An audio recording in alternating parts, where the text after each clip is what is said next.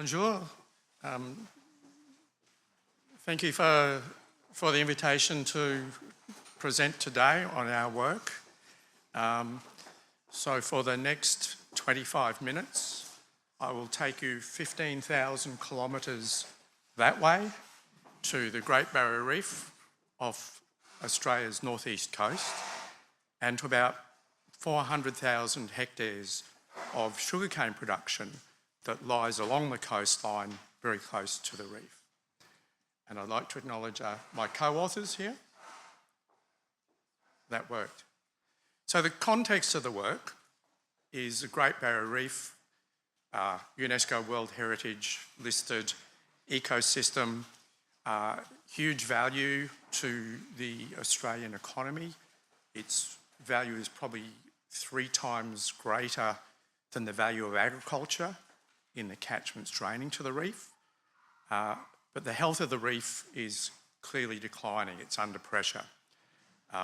So there's quite a lot of interest in governments around protecting the reef. There are several drivers of the decline in the reef health, but the one we'll talk about today is nitrogen fertiliser, the nitrogen that's leaking out of that from the catchments impacting on the reef itself. And this has led to quite a lot of work on looking at measures how to help farmers optimise the amount of nitrogen they apply to crops. The main user of nitrogen fertiliser in that region is sugarcane. And so agricultural extension, there's been a lot of effort that's been put into that. But the change in nitrogen rates hasn't been very large compared to that. There have been large sums of money spent on grants and incentives going to farmers.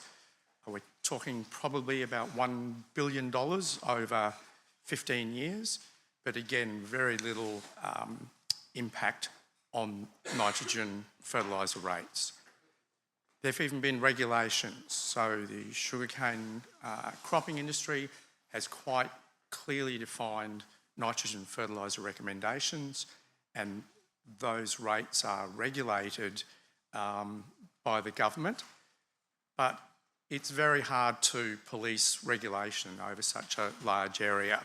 And so the regulations really haven't been very effective. So this leads to the question of insurance. And I was talking with some farmers many years ago now, and they were asking the question, well, we can insure our machinery, we can insure our infrastructure on our farm, can we insure our crops? So this was the journey we started on to look at that question. So the question really resonated with me because nitrogen fertiliser management is actually an exercise in risk management. In fact, a lot of farming is an exercise in risk management. And so the graph I have there is actually the frequency distribution of the optimum nitrogen rates from 80 experiments that we've conducted. And this is where we grow the crop with different levels of nitrogen fertiliser applied, and at the end of it, we look back and say, what was the optimum level? And you can see we go from 0 fertiliser to over 200 kilograms per hectare. And one of the things that unites all these experiments was that the recommended rate was 140 kilograms per hectare. So that you can see for farmers, if they applied that recommended rate, there'd be approximately a third of the time when that's not enough fertiliser, so their yields are being constrained. But there's also about a third of the time where there's real opportunities for them to have reduced fertiliser and reduce their environmental impact. So we have this absolute uncertainty about the right thing to do. And this is reflected in what farmers themselves think. So this comes out of a study I had a PhD student doing quite a long time now, a piece of social science research, and this is a quote from one of the farmers. They think about putting on high rates of nitrogen as insurance. And if you go through the literature around risk, around farmer management of inputs, and particularly around nitrogen, you'll see quite a few quotes from farmers about thinking of nitrogen fertiliser as insurance. And so it starts making it quite logical to think, well, if the farmers are putting on extra nitrogen as an insurance, but this is impacting on the environment, could we replace the nitrogen fertiliser applications insurance with commercial insurance? So this was the challenge that we faced. And so we started off by wondering whether we could create an indemnity insurance product, as Julian called it, conventional insurance, because that's just what everybody does. So that's where we started. I will come and show you that that was not successful, so I moved on to parametric insurance or index insurance. But in agriculture, systemic risk is a real problem. If one field gets infected with downy mildew, a lot will. If one field is impacted by drought, a lot of the fields will be impacted by drought. So we thought it was really important in terms of making a case whether this could be a viable insurance product to tackle the question of systemic risk. Then we undertook some field research, some behavioural economics, to try and test the farmers' interests, some of the financial benefits, as you saw Alexis say, to look at from the product, but also, are we getting water quality benefits? Are we getting the environmental benefits that we're looking for from this? And finally, we moved to launching a commercial program. So I said before, indemnity insurance didn't work. Well, in summary, this is why. The concept would be that you have fields that are insured, but you have, and these insured fields will have a lower nitrogen rate selected by the farmer. And then you have some check plot or some area of sugarcane that has the conventional, the long-term rate of nitrogen put on it. And when we looked at this, one of the big problems was that you have lots of factors that makes yield go up and down, diseases, weeds, other things, and that you'd have to have about a 30% reduction in yield to clearly separate out the effect of nitrogen fertiliser from those other variables. It's not like running an experiment, and I'm an agronomist, I run experiments where you make sure that all of the plots you have are managed the same, so that they all have the same disease pressure or no disease pressure or no weed pressure. We're dealing here with something that has to be rolled out on commercial farms, so you have to take account just the natural variability in the yield impact from these other factors. You've also got the cost. Who's going to run these? Who's going to fund them? And then when you say, well, who's going to run these? Well, if the farmer's going to run them, then you've got moral hazard. So we sort of concluded that that just wasn't going to be workable, because to say to a farmer, you've got to have a 30% yield loss before you get a payout is not attractive. So we went to building a parametric or index structure around this. And we wanted to make this to be, as much as we could, specific to a field, because every farmer that I've spoken to is quite certain that their farm is different from their neighbour's farm, and that every field on their farm is different from each other. So we thought, to make this appealing to farmers agronomically, we had to make this field specific. And so what we've done is come up with a scheme where we have information on soil type, climate, timing of crop growth. I'll unpack that if people are interested in the agronomy, but that's really important in sugarcane and nitrogen. The original nitrogen rate that the farmer was working at, the reduced rate that they want to apply, and then from our experience, we've made assumptions about a number of the other management practices.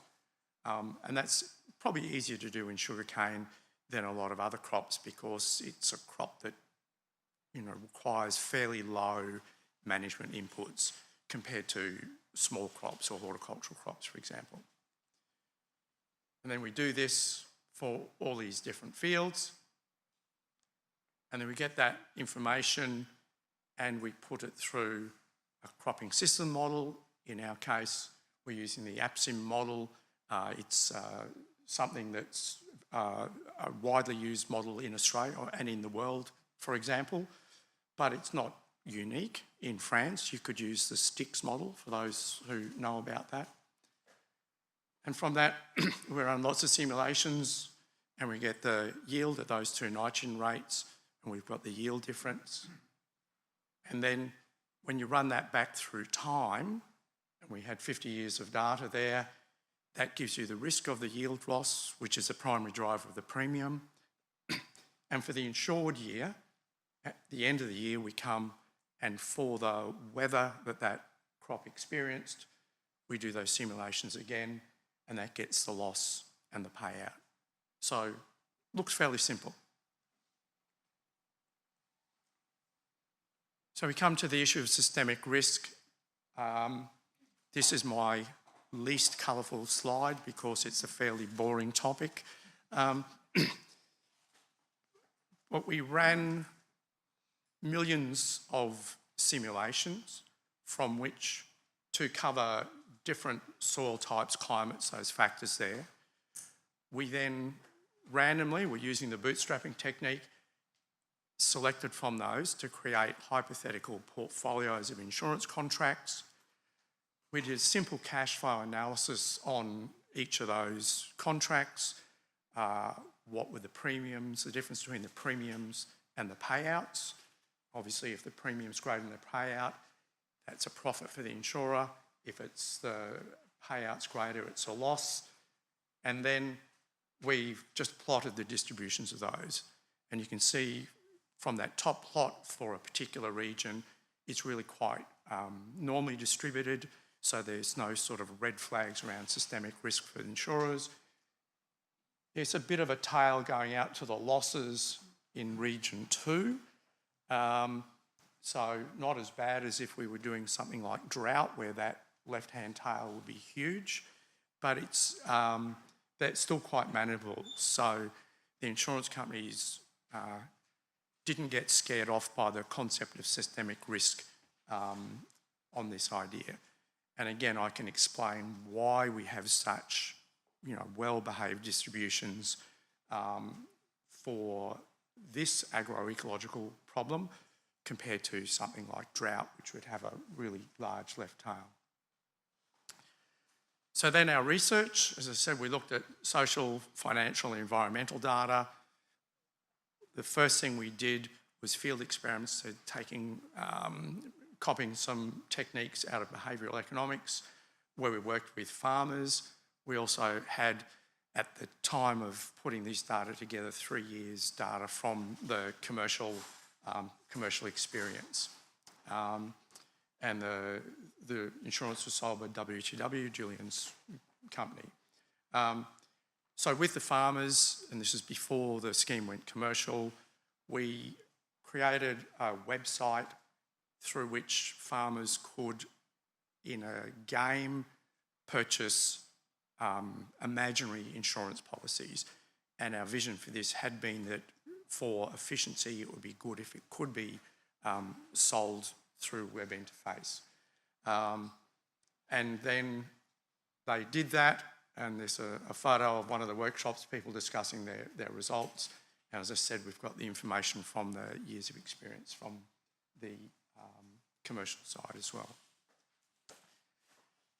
So with the farmers, we interviewed them at the end of them playing the game and what they thought, and we can see some of the quotes here. In all, the vast majority of cases, the feedback was positive in terms of some of those quotes there saying, this is something that could possibly work. You'll see in the third quote there, coming from an extension officer, a farmer advisor, about the complexity of this parametric approach. And this is, this community of people have never had any exposure to any form of weather index insurance or parametric insurance. So, you know, that was obviously going to be a big factor. Taking the financial outcomes, again, just doing a sort of a simple cash flow analysis, and I've divided the data from the two sources there, the mock policies, which was a game we played with the farmers, and the commercial contracts. So you have there the amount of money on average paid in the premiums. Then there's the payouts that the farmers received. So that's a balancing. But the hidden beauty of this insurance is that by putting on less fertiliser, the cost of fertiliser are lower. So that comes into the analysis as well. It's sort of an implicit subsidy. And you can see in both those, the mock policies and the commercial policies, that on average, through the policies and going back through years, that the farmers were better off financially from between 10 and 27 Australian dollars per hectare. And what we did find is that there was a common rate of nitrogen fertiliser application reduction was 20 kilograms per hectare. And that's important. It's because it's that reduction that drives the water quality and the environmental benefits. So how do we assess the potential water quality benefits? Well, we have to run a scenario because we're looking at what would happen if the scheme was taken up broadly. And so here the scenario is if there was 30,000 hectares of sugarcane insured, and that's 10%, that's reasonable that you could get that penetration for a successful scheme. We know that on average the contracts, the fertiliser reduction is about 20 kilograms per hectare, so that gives you about 600 tonnes less nitrogen applied, which if you take a little bit of catchment hydrology in there, would give you about 120 tonnes less nitrogen discharged to the Great Barrier Reef. Well, that's good. What does that mean, 120 tonnes? Well, I said before that there'd been a lot of money paid through grants and incentives to get farmers to reduce nitrogen rates and reduce nitrogen discharge. And we know that it costs about $200, through those mechanisms, it costs about $200 a kilogram, $200 to reduce nitrogen discharge by a kilogram. So if you start multiplying that 120 tonnes by $200 a kilogram or $200,000 a tonne, what we have is achieved a water quality outcome that would have cost $24 million to have been done through public grants and incentives. And so this is an annual saving. It's not a one-off. So it would be a very cost-effective scheme. So coming to the conclusions, we've successfully designed through this parametric scheme a new pathway of reducing the nitrogen rates and the environmental impacts that come from that. With hypothetically no, maybe little ongoing cost to the farmers because that saving in nitrogen costs helps balance the premiums that they have to pay, and the public, and that would be when the scheme is commercially sustainable. And it's also flexible.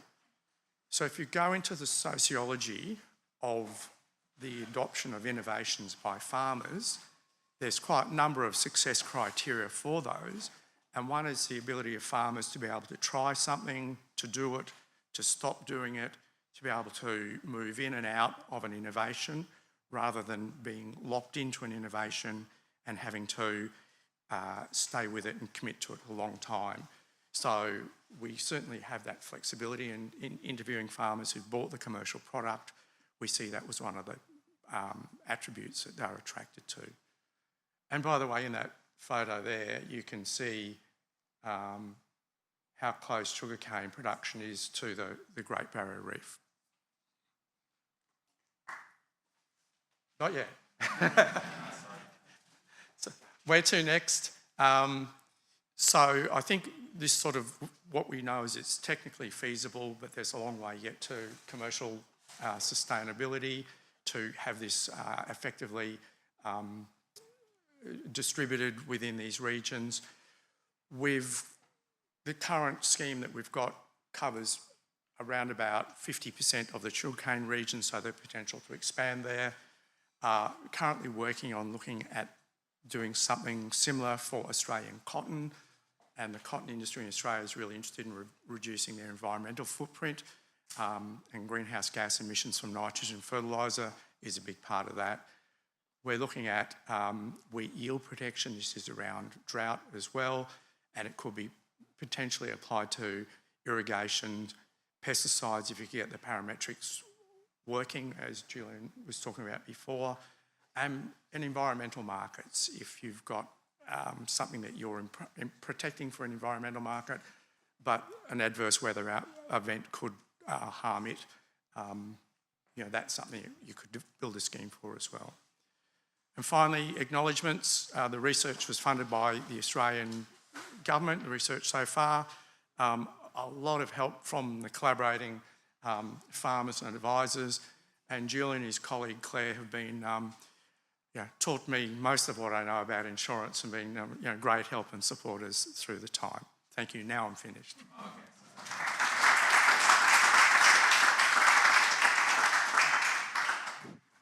Maybe we have a few time for one or two questions, quick questions. You stay here, Peter. Thank you.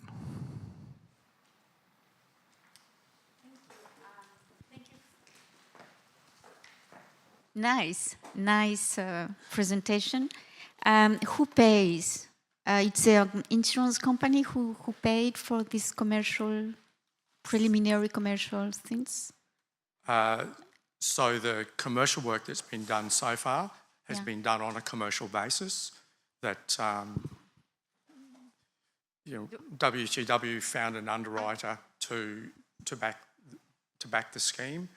CSIRO's participation so far has been paid for through research grants, but when they finish, our involvement would continue under commercial arrangements and would be a relatively small addition to the cost. And our experience is this insurance is not, the farmers are not particularly price sensitive to it. So it can go ahead on a commercial basis.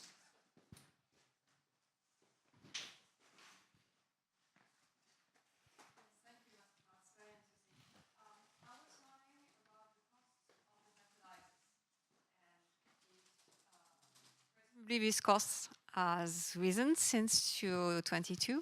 So that may have helped with the success of the insurance because farmers had more incentives to reduce their nitrogen use. And so my question was a little about what is transposable to other types of incentives you might want to give where the product is not so expensive. Like I'm thinking of our example of wine growing where pesticides are so cheap that it's very difficult to give incentives. To reduce. So to put that into comparison with what Mark said this morning, the cost of fertiliser in sugarcane is about less than 1% of the income from the crop. So it's even cheaper than the control of the downy mildew that we're talking about here, and which is the incentive to over-apply nitrogen. Economically, it makes good sense faced with that uncertainty. Those financial numbers I had in the table before, I'd assume long-term costs of nitrogen. Yes, there's been spikes, but new technology might come along, and in 10 years' time, the price of nitrogen might be longer. So I've taken long-term data. But as someone who works in nitrogen fertiliser management, when the price goes up, the farmers always want to talk to you, and when the price goes down, they don't care about it anymore. But no, we've taken long-term averages.